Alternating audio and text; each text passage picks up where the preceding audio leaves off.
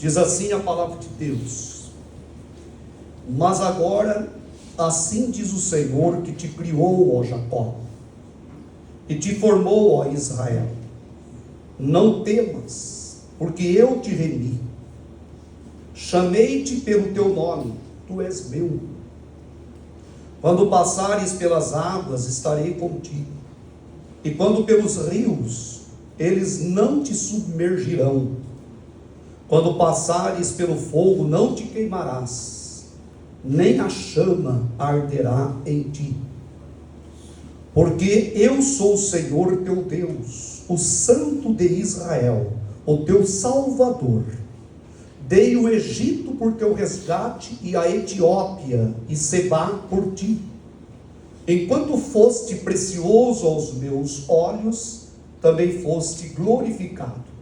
E eu te amei, pelo que te dei os homens por ti, e os povos pela tua alma. Amém? Amém. Glória a Deus. Até o versículo 4. Recline a sua cabeça, diga comigo: Senhor Jesus, Senhor Jesus, eu estou pronto para ouvir a tua palavra, e pronto também para obedecer tudo aquilo que o teu Espírito Santo, através da palavra, me instruir, me desafiar, me orientar nesta noite. Eu te peço, ó Deus, dá-me compreensão, alimente a minha fé, pois está escrito que a fé vem pelo ouvir, e ouvir pela palavra. Por isso eu preciso ouvir. Fale comigo, ó Deus. Eu te suplico, em nome de Jesus. Amém. Glória a Deus. Amém, meus irmãos? Pode? Amém, meus irmãos? Amém. Pode se sentar. Glória a Deus. Irmãos, eu li esta parte do capítulo 43 de Isaías, mas o objetivo da mensagem hoje é focar no fato de que Deus, Ele passa conosco nas circunstâncias que nós enfrentamos. Isaías, do capítulo 40 até o capítulo 66, é uma segunda porção do profeta Isaías, dividida em duas. A segunda porção. E é interessante que esta porção, do capítulo 40 até o 66, todo o assunto gira em torno do grande plano salvífico de Deus. Plano esse que envolvia ações de Deus no tempo de Isaías, e ações que diziam respeito também a questões futuras, porque o profeta fala tanto do presente, da sua época, como ele remete também até novos céus e nova terra. Ele vai, pelo poder do Espírito Santo, ele vai em coisas futuristas, ou extremamente do futuro. E é interessante que o que Deus está falando aqui é que, não obstante Israel ter sido rebelde, a nação de Israel, os judeus, tanto a nação do norte, Israel, quanto a nação do sul, Judá, mas a nação de Israel em si, mesmo sendo rebelde, Deus demonstrou um amor incondicional para com aquele povo. Deus demonstrou que Ele havia criado Jacó, e Ele remiu Jacó. Ele ama Jacó, Ele cuida de Israel, Ele cuida da nação. Historicamente, Deus havia destruído nações para livrar o seu povo, para libertar Israel. Exemplo, o Egito não destruiu no sentido de aniquilar, mas ajuizou. A Síria e outros povos também, por amor de Israel, cuidando de Israel e libertando Israel. E no versículo 25, por exemplo, desse capítulo, que nós não lemos, mas está aqui diante de mim, Deus ainda fala de uma libertação maior, através do Messias, através de Jesus Cristo, uma libertação espiritual, não só libertação temporária, não só libertação ocasional e temporária, da Babilônia, por exemplo, do cativeiro da Babilônia, que Deus libertaria Israel, a nação, os judeus, mas uma libertação ainda espiritual, e tudo isso dentro do plano glorioso de Deus, o plano que não pode ser frustrado. Versículo 25 diz: e eu mesmo sou o que apaga as tuas transgressões. Deus está falando de uma outra libertação. Deus liberta do pecado também. Amém, irmãos? Amém. E eu mesmo sou o que apaga as tuas transgressões por amor de mim. Aleluia. Aleluia. Amém, irmãos? É por amor do nome dele. Por amor de mim. E dos teus pecados me não lembro, ou não me lembro mais. Amém? Aqui está escrito: me não lembro. Dos teus pecados não lembro mais. Deus mostrando que, além de cuidar de Israel no passado, além de cuidar de Israel, Deus cuidaria de Israel no cativeiro, Deus libertaria Israel, Deus deu nações por resgate a Israel, ou seja, Deus destruiu nações, e Deus cuidou de Israel. Não obstante Israel sempre se rebelar contra a vontade de Deus, mas Deus, pelo seu profundo amor, Deus ainda daria um resgate ainda maior, e esse resgate ainda maior não seria um resgate só para Israel, mas seria um resgate para toda a humanidade, através da libertação espiritual que um dia ele faria através de Jesus Cristo. E ele vai discorrendo isso, chega lá no capítulo 53, ele fala do servo sofredor, daquele que morreria na cruz, para efetivar esta grande e gloriosa libertação. Então, quando nós pensamos em tudo isso, eu quero introduzir isso, eu quero que você preste bem atenção, para que isso faça sentido na sua mente, no seu coração, para que isso entre a contento dentro da sua mente, porque isso aqui encerra para nós, isso aqui traz consigo para nós uma lição espiritual gloriosa. Porque tudo isso, esse amor de Deus para com Israel, Deus libertando Israel, Deus desenvolvendo o seu plano salvífico através da nação de Israel, não obstante ser uma nação obstinada muitas vezes, né, rebelde muitas vezes, mas, e depois falando de perdão de pecados e não lembrar mais dos pecados, tudo isso desemboca no Evangelho, tudo isso canaliza para o Evangelho, porque é no filho maior de Abraão, no profeta maior de Israel, que é Jesus Cristo, é no verbo divino, é na encarnação do verbo que tudo se concretiza, é na nova aliança que todas as promessas de Deus a Israel, promessas essencialmente espirituais, se cumprem, porque no Evangelho nós temos a resposta de Deus para todas as promessas que ele havia feito a Israel, e que Deus tinha a intenção de nos salvar através do Evangelho. Aleluia. Por isso Paulo dizer que ele não se envergonhava do Evangelho. Vocês estão comigo aqui, irmãos? Amém. Estão ouvindo a palavra de Deus? Olhe bem para mim, de preferência não pisque. Amém? Se tiver que piscar, pisque com um olho primeiro, depois com o outro, para não perder o fio da meada, para não perder o assunto, porque Deus queria trazer para nós a salvação, e a salvação é através do Evangelho, o Evangelho glorioso. E quando Deus fala com Israel aqui, ele fala que ele amou Israel de tal maneira, estaria com Israel, mesmo em situações mais adversas. Deus diz assim: olha, quando passares pelas águas, estarei contigo. Amém, irmãos? Eu estarei contigo. Está falando isso a quem? A Israel. Amém? A Jacó que ele amou. Quando passares pelos rios, eles não te submergirão. E quando passares pelo fogo, não te queimarás, nem a chama arderá em ti. Porque Deus, irmãos, ele amou a Israel de uma maneira incondicional. E Deus estabeleceu o seu plano glorioso e nada pôde frustrar esse plano. Esse plano foi cabalmente executado por Jesus na cruz do Calvário. O Evangelho é o cumprimento de tudo isso. O Evangelho é a plenitude do amor de Deus para com a humanidade. O Evangelho é a revelação, a encarnação do Verbo que é Cristo, é a plena manifestação do amor de Deus para conosco.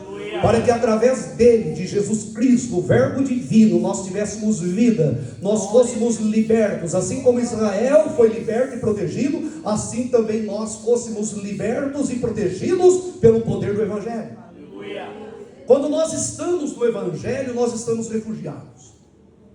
Quando nós pisamos fora do Evangelho, nós estamos vulneráveis. Mas se nós estivermos no Evangelho, se nós estivermos em Jesus Cristo, se nós estivermos na videira verdadeira que é Cristo, se nós estivermos no refúgio verdadeiro que é Cristo, no esconderijo bendito que é Cristo, nós seremos mais do que vencedores. Nós caminharemos de valor em valor, de fé em fé, de glória em glória, e nós vamos desembarcar um dia nas mansões celestiais. Nós estaremos para sempre com o nosso Senhor, aleluia, e nós receberemos da parte dele as bem-vindas celestiais, e ele vai dizer para nós, ele dirá para nós: vinde benditos de meu Pai, tomai por herança o reino que vos está preparado, e preparado desde Isaías, não desde a fundação do mundo. Ou seja, o que Deus está fazendo aqui em Israel, tratando com Israel aqui, era pensando em mim, pensando em você. A salvação vem dos judeus.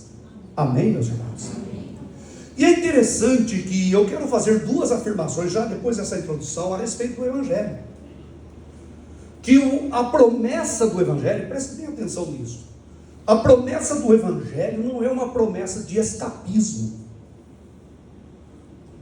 Não, porque tem pessoas que pensam que a servir Jesus e estar no Evangelho, ela vai escapar de toda e qualquer situação. Não, a Bíblia não promete. A promessa, a essência do Evangelho não é escapismo. Não significa que pelo fato de você estar no Evangelho você vai escapar de tudo. Nada vai te acontecer.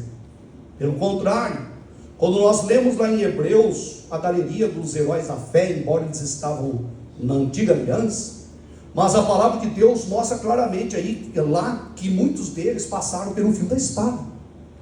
Muitos deles foram decapitados, foram cerrados ao meio, foram perseguidos. Então o Evangelho não é uma promessa de escapismo, de triunfalismo. A pessoa está servindo a Cristo e ela terá então um mar de rosas, que tudo será maravilhoso, que tudo, ela vai escapar de toda e qualquer situação. A grande verdade é que no mundo nós teremos aflições, mas a verdade é que mesmo diante das aflições há uma paz no nosso coração que ninguém pode tirar. Aleluia. E nós podemos cantar: mais perto eu quero estar, ainda que seja a dor que me una a ti. Nas trevas eu vou sonhar. Aleluia. Porque quando a pessoa está em algum momento tenebroso, algum momento de escuridão, algum momento de trevas, ela não consegue sonhar. Ela não consegue ter perspectiva. Ela não consegue ver o futuro. Ela começa a ficar cabisbaixo. Ela começa a ficar deprimida. Ela começa a ficar sem brilho na vida. Mas o cântico diz: nas trevas eu vou sonhar. Aleluia. Sabe por quê? Porque Deus é maravilhoso, e mais perto a pessoa deseja estar dele. E quando a pessoa estiver perto dele, com ele no Evangelho, mesmo o Evangelho não prometendo escapismos, a pessoa estará segura nas mãos benditas do Deus Todo-Poderoso.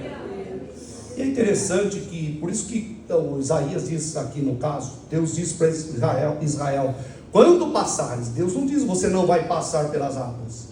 Vocês estão entendendo, irmãos? Quando passares pelas águas, vocês vão passar pelas águas. Amém? Glória a Deus. O crente passa pelas águas também ou não passa? Passa ou não passa, irmãos? O crente também passa pelos rios? Passa ou não passa? Muitas vezes os rios parecem que vão nos tragar, né? E nós não temos força contra ele, né? E quando nós passamos pelo fogo da aflição também, não passamos? Mas a palavra de Deus diz: quando passares, eu estarei contigo, o fogo não arderá em ti, eu cuidarei de ti, aleluia. As águas não te submergirão, Deus é conosco.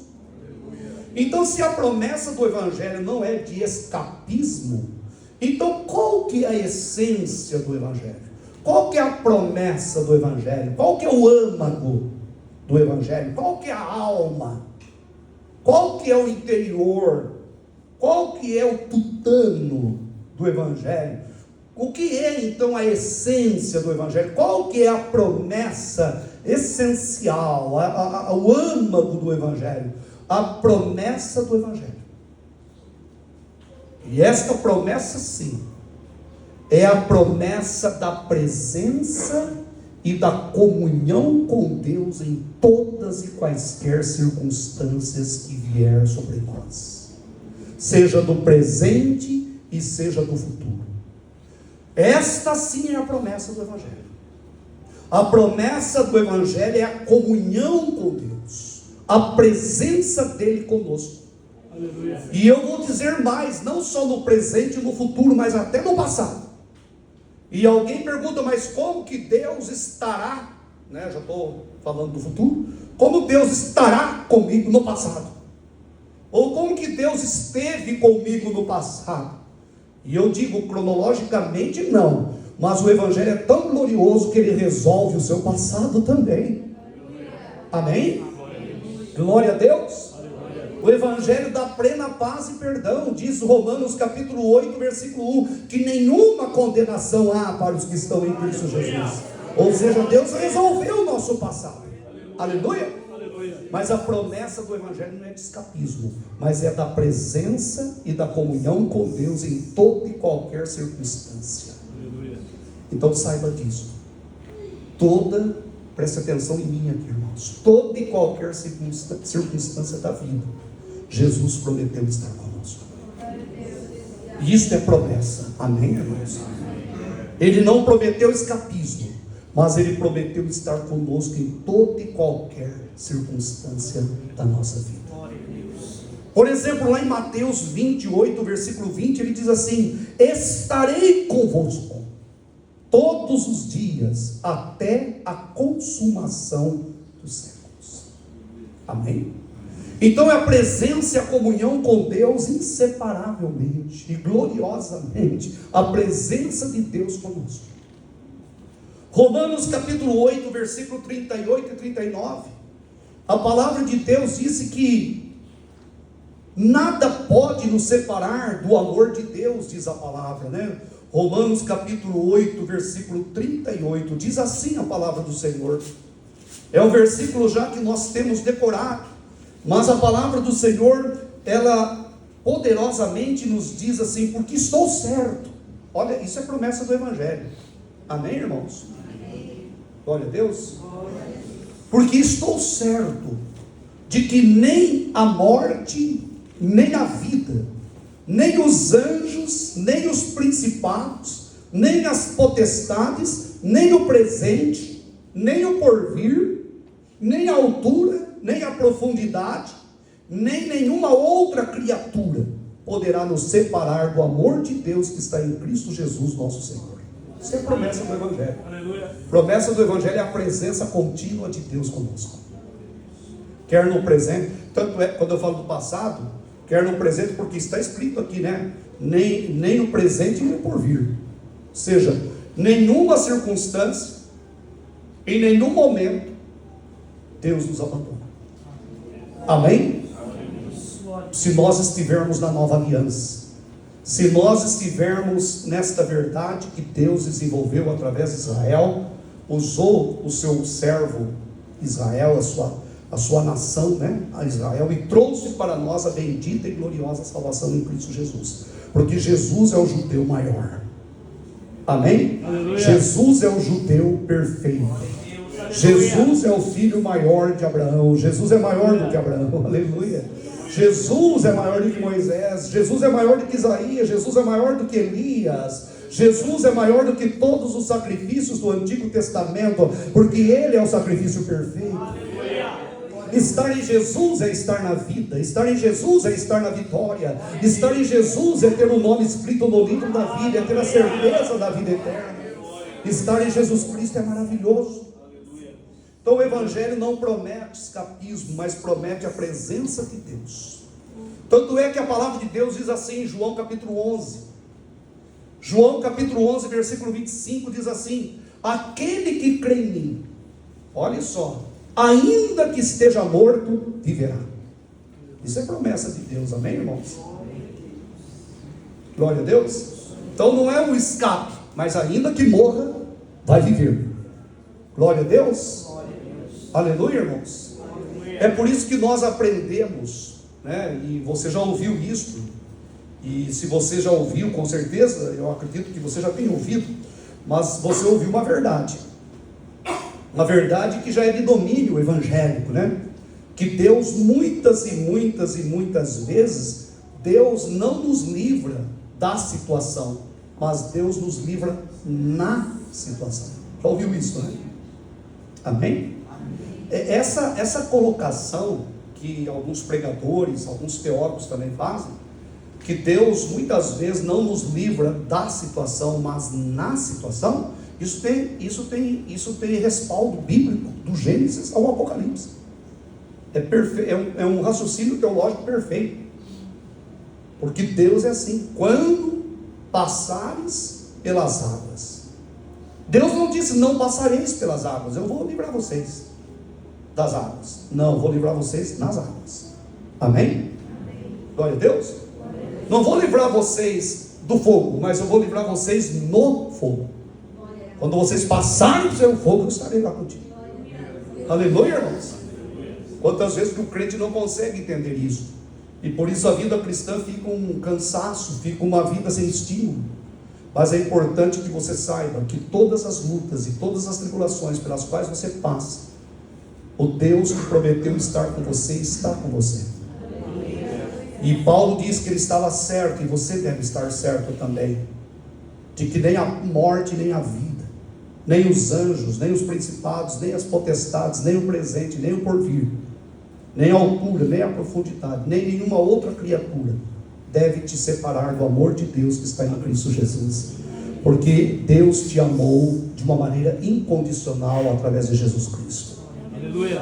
Aleluia. Diga graças a Deus. E é interessante, irmãos, que quando nós olhamos para a palavra de Deus, eu disse que tem subsídio, né? Tem respaldo em toda a palavra de Deus. Nós vemos lá no clássico Salmo 91, versículo 15, o que está escrito lá? Estarei com ele na angústia. Amém? Salmo 91, versículo 15, estarei com ele na angústia, livrá-lo-ei e o glorificarei. Deus está com a pessoa até na angústia. Aleluia. Glória a Deus. Ah, mas se ele está comigo na angústia, por que eu passo por angústia? Jesus chorou no Getsemane. Jesus começou a transpirar e era sangue que saía de tanta agonia que ele estava passando. Sabe por quê, irmãos? Porque no mundo teremos aflições. Aqui não é o jardim do Éden. Aqui nós passaremos por lutas. Quando nós pensamos no efeito devastador do pecado, o pecado, irmãos, foi a coisa mais grave que aconteceu na história da humanidade. O pecado enfermou a humanidade. Sabia que o pecado é como uma doença pulsante, ela vai estar toda hora assim, é uma coisa viva. O pecado é uma coisa viva, é uma doença que vai alastrando, vai destruindo. O pecado está vitimizando pessoas a toda hora, a todo momento.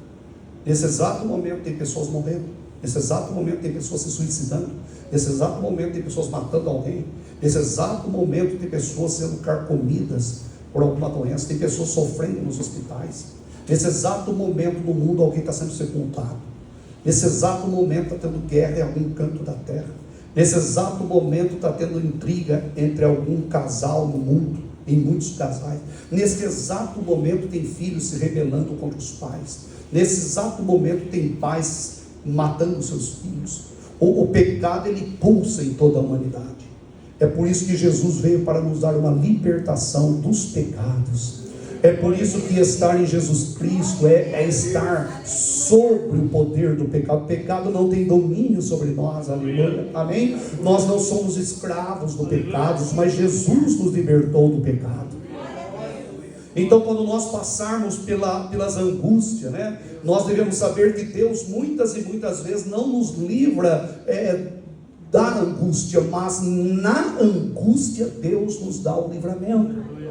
Creia nisso, apodere-se disso, para que a sua vida cristã ganhe um novo sabor, para que as lutas que você enfrenta no dia a dia, você possa enfrentá-la com galhardia, com autoridade, com ousadia. Que você possa levantar de manhã e ir marchando no seu trabalho, em tudo, dizer: Deus, o Senhor é contigo, aleluia. Se os gigantes se levantarem, eu vou contra eles em nome do Senhor dos Exércitos. Eu sei que o Senhor não me prometeu escapismos, mas o Senhor prometeu estar comigo todos os dias da minha vida, aleluia. O Senhor prometeu estar comigo, o Senhor prometeu cuidar dos teus filhos, como um pai se compadece dos seus filhos, assim o Senhor se compadece daqueles que te temem. E eu te temo, eu te amo, eu te temo, e o Senhor cumpre em mim a tua promessa e a tua vontade, o teu querer. O crente precisa se agigantar na fé, para que ele não seja uma pessoa ultra sensível. O crente tem que ter dificuldade para se ofender. O crente tem que ter dificuldade para esmorecer. Na verdade, nunca deve esmorecer, mas ele deve ser resistente na fé, pelo poder e pela graça de Deus. Aleluia. Quando nós olhamos no Salmo 34, versículo 19, diz assim: muitas são as aflições do justo. Não diz que o justo não terá aflições, amém? Muitas são as aflições do justo, mas o Senhor o livra de todas. Amém, irmãos? Amém. São poucas as aflições do justo? Não, muitas. Mas o Senhor o livra de todas. E alguém pode dizer assim: mas então esse texto está mentindo, porque se não é escapismo, muitos foram queimados, outros foram cerrados, então Deus o livrou de todas. Irmãos, o texto diz que Deus livra de todas. Amém? E alguém pergunta: mas como então? Não fecha a conta. A verdade é o seguinte: se na nossa vida presente nós não formos libertos ou livres de todas, exatamente de todas, pode ter certeza que no raiar de um novo dia, quando nós estivermos na eternidade, nós vamos saber que Deus nos livrou de todas. Mas eu não estou dizendo que livrar de todas significa a eternidade. Deus pode livrar aqui também, amém, irmãos? Glória a Deus. Mas a verdade é que um dia, como diz um teólogo, quando nós estivermos na presença de Jesus, sabia? Presta atenção aqui. Quando você estiver na presença de Jesus na eternidade, diz um teólogo que uma só mirada, uma só olhada nos olhos dele vai compensar todas as aflições e angústias que passamos nesse mundo. Não vai precisar fazer terapia lá no céu. Não vai precisar começar, venha fazer sessão para você ser curado daqui 1000 anos. Você vai ser curado dos seus traumas. Não, a hora que você der uma única olhada nos olhos dele, tudo vai ter compensado. Você crê nisso? Se você não crê nisso, peça para Deus colocar essa fé no seu coração, porque esta é a promessa do Evangelho. A promessa do Evangelho não é carro zero, não é prosperidade financeira, embora Deus possa dar isso para uma pessoa, mas a promessa essencial, a essência do Evangelho é que Deus estará com o seu povo. Eu citei o Salmo 91:15, eu citei o Salmo 34:19, muitas são as aflições do justo, mas quando nós olhamos para Mesaque, Sadraque e Abednego, lá no Antigo Testamento, Deus não os livrou da fornalha, mas Deus os livrou na fornalha. Amém, irmãos?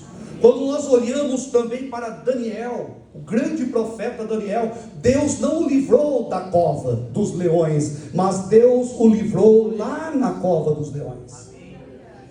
Quando nós olhamos também para Israel, Deus não livrou Israel do deserto. Israel teve que passar pelo deserto.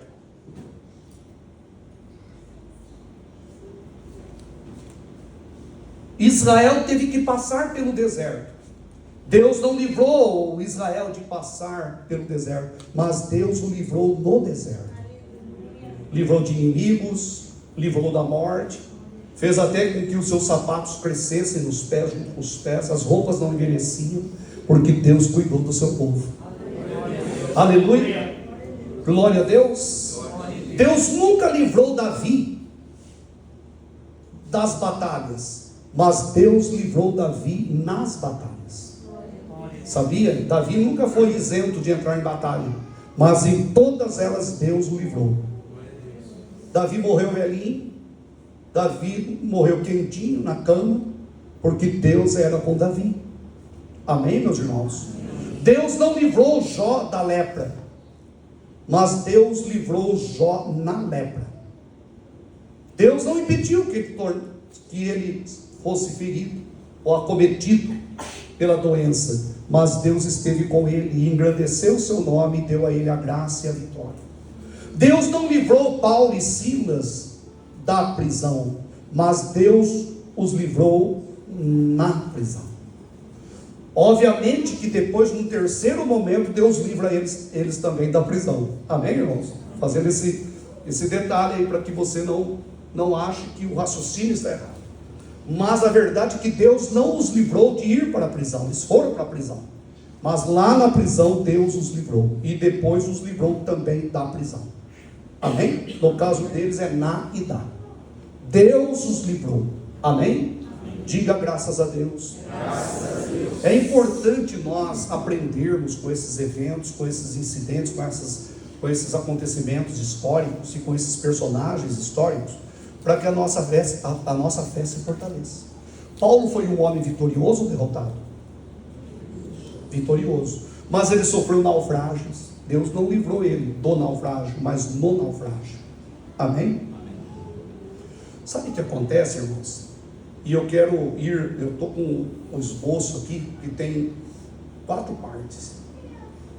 Agora estou indo para a terceira, mas eu quero antecipar uma delas. Eu quero antecipar a 4ª. Então, qual que é a situação? A nossa grande dificuldade, sabe qual é? É de permitir que a palavra opere em nós. Se a pessoa realmente permitir que a palavra de Deus lapide ela, fortaleça a sua fé, fale no seu coração, ela vai descansar. Ela vai descansar à sombra da palavra de Deus. Deus quer que você saia nessa noite descansando à sombra da palavra. Amém?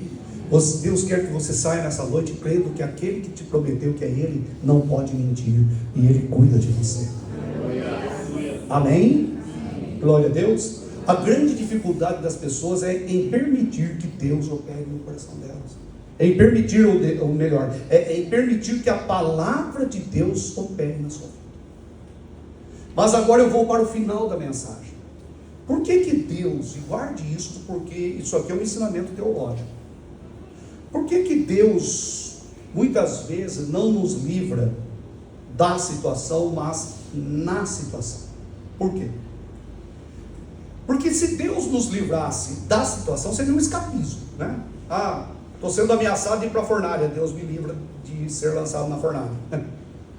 Não, Deus permite que eu seja lançado na fornalha, mas lá na fornalha Ele me livra. E por que Deus, muitas vezes, e eu tenho duas razões pelas quais Deus, Ele muitas vezes livrou o seu povo, os seus homens, na situação e não da situação. 2 razões. E uma delas desafia a nossa fé. Sabe por quê? Porque quando Deus vai nos livrar na situação, isto vai exigir de nós uma fé até a última instância. Você imagine, vamos imaginar o caso de Daniel. Certo? Se Deus livrasse ele de ser lançado na cova dos leões, era uma coisa. Mas Deus livrou ele lá na cova dos leões. Ou seja, exigiu dele uma fidelidade até o momento final. Ele teve que chegar até aquele ponto. Podia lá no caminho falar, não, esquece, desculpa aí que eu falei, me perdoe aí, não é isso não creio nisso, não, eu vou fazer a vontade do rei, eu vou, enfim, sujeitar. Não. Quando Deus permite que a gente entre na situação, para lá dentro da situação e nos livrar, isso exige de nós uma fé até a última instância. Amém? Você imagine Mesaque, Sadraque e Abednego. né, na hora que eles estavam sendo pegos pelos soldados para serem lançados dentro da fornalha. Se Deus livrasse eles da fornalha, era uma coisa, mas quando Deus livra na fornalha, eles tinham que ter fé até a última distância, concorda? Porque a hora que estavam ali na boca da fornalha, eles podiam, mas até a última distância. Então Deus, irmãos, Ele quer que nós tenhamos confiança nele até a última instância. Amém? Amém. Glória a Deus. Amém, irmãos? Amém. Aleluia. Até a última instância. Até o momento que não tem mais. A hora que a gente está no lugar, na situação, aí ele vem e fala: agora eu estou contigo, eu vou mostrar o meu poder.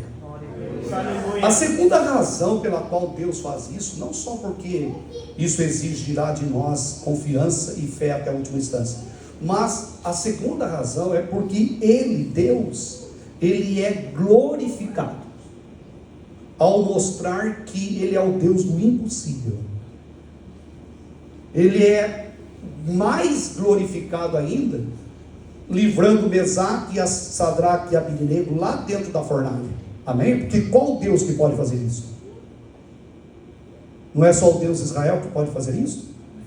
Amém, irmãos? Amém. Qual é o Deus que pode livrar um homem da boca de leões famintos? Bastaria um leão para devorá-lo. No entanto, leões não o devoraram, porque o Deus que ele servia era o Deus do impossível. Amém? Qual era o Deus que podia fazer tremer o lugar e as portas das prisões e as correntes caírem e os apóstolos serem libertos? Só o Deus Todo-Poderoso. Amém, irmãos? Então Deus é muito mais glorificado quando Ele livra a pessoa na situação, porque na situação só o Deus Todo-Poderoso pode agir. Glória a Deus. Porque antes da situação alguém poderia dizer: olha, mas foi uma coincidência, era para ser lançado, mas acabou não sendo lançado. Não foi Deus que livrou ele não de ser lançado, não. Agora, sendo lançado, cair dentro da cova e não ser devorado, só o Deus Todo-Poderoso poderia fazer isso.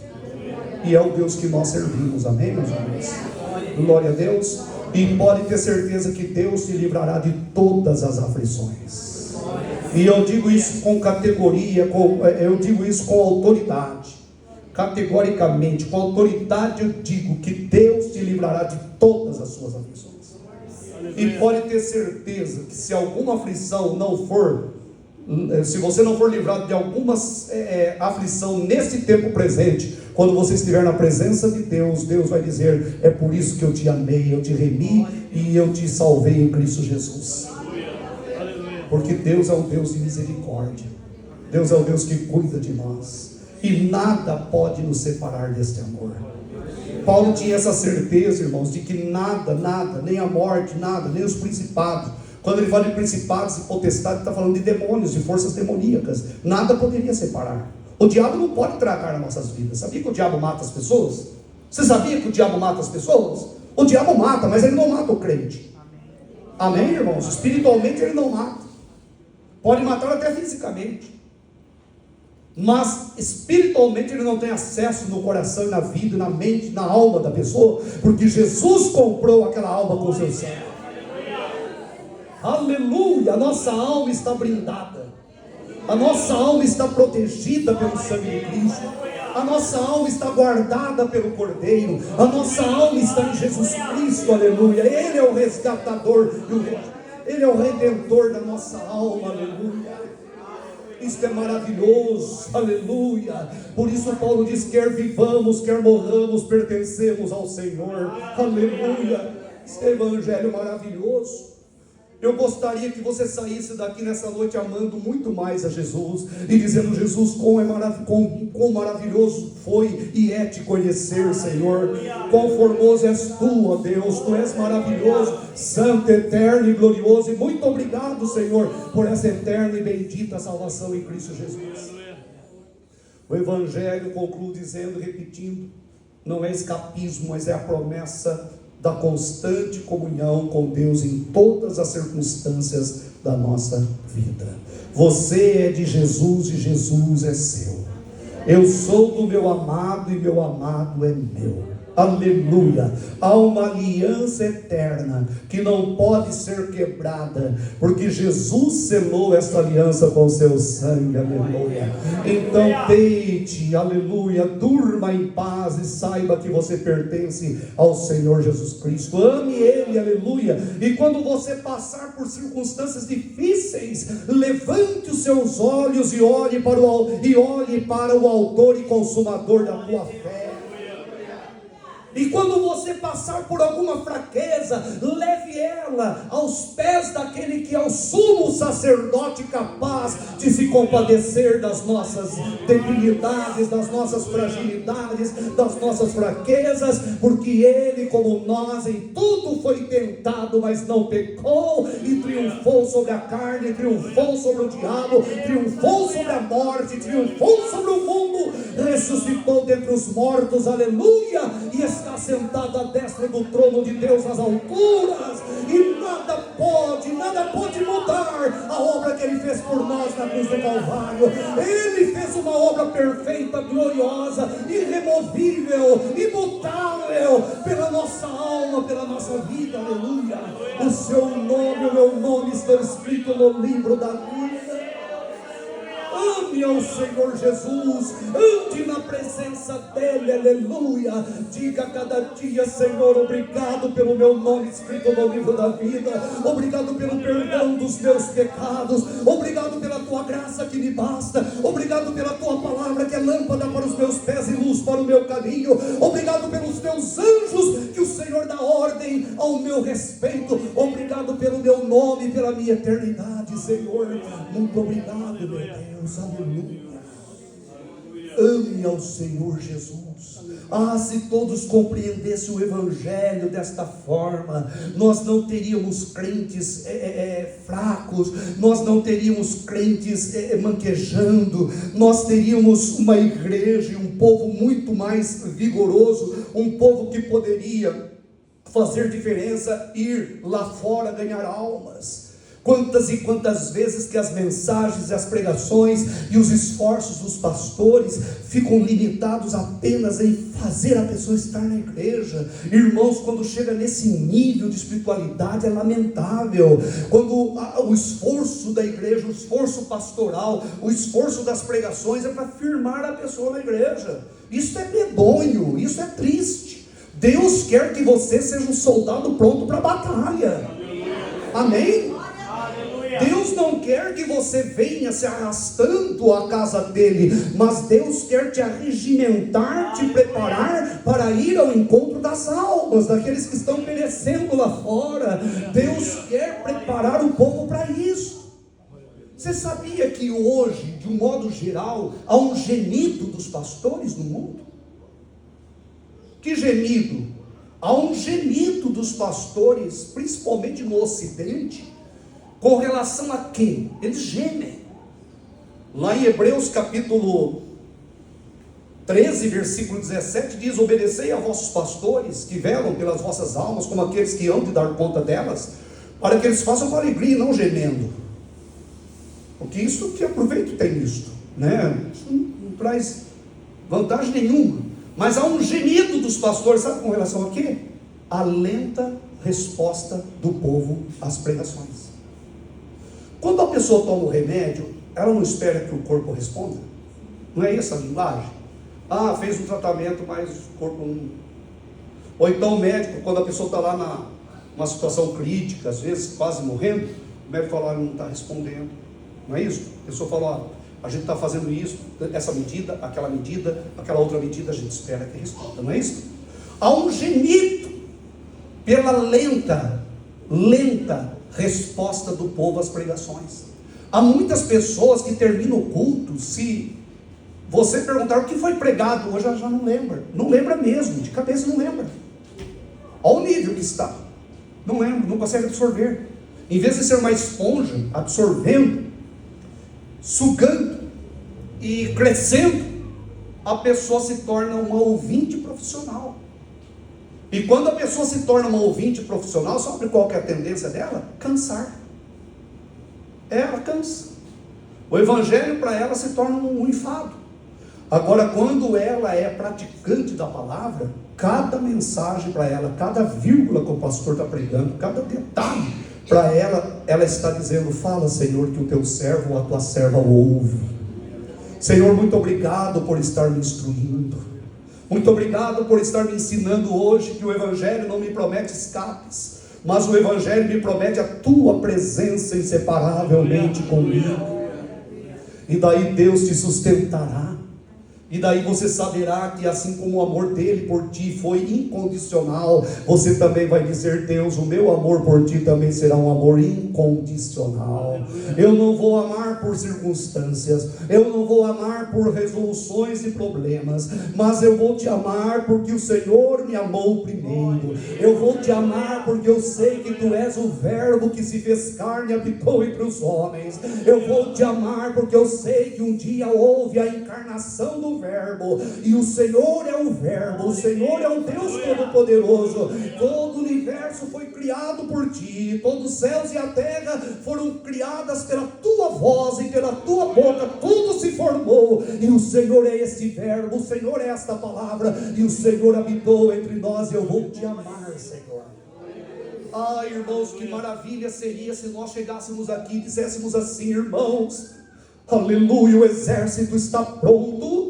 E é uma pergunta, eu perguntaria: o exército está pronto? E todos respondessem: estamos prontos, ou está pronto. E eu pudesse dizer: então amanhã nós vamos para os hospitais, nós vamos para as cadeias, nós vamos para as ruas, nós vamos para os lares aonde os casamentos estão sendo destruídos. Mas muitas vezes a pessoa fala: mas como que eu vou, se o meu está sendo destruído?